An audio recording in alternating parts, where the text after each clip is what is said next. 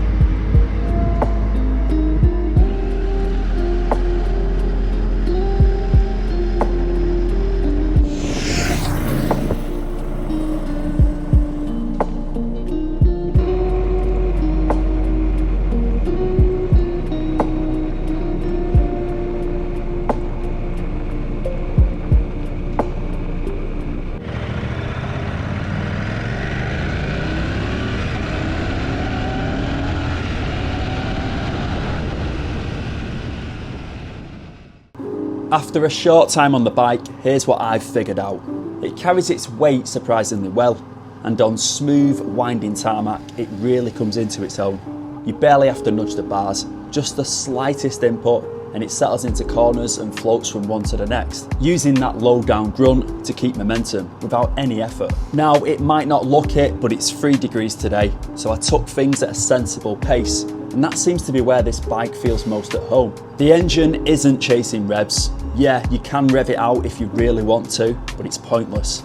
Peak torque comes in way before the top end, so there's nothing waiting for you up there except a bit more noise.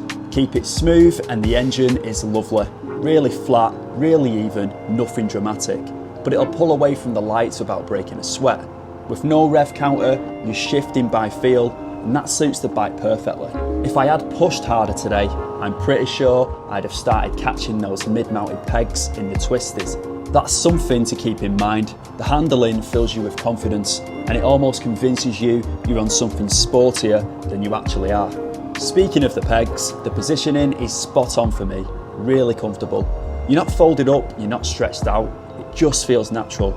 I honestly reckon I could put some serious miles in on this shotgun. And the seat, early days, but so far no complaints. It's wide, it's well padded, and nothing's going numb just yet.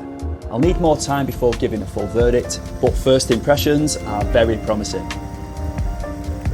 So that's how it rides, surprisingly well. Out on the road, it all makes sense. I think I know what the issue with this bike might be.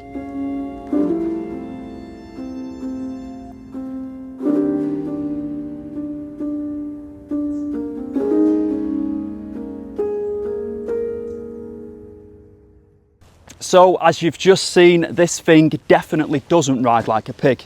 In fact, it's the complete opposite.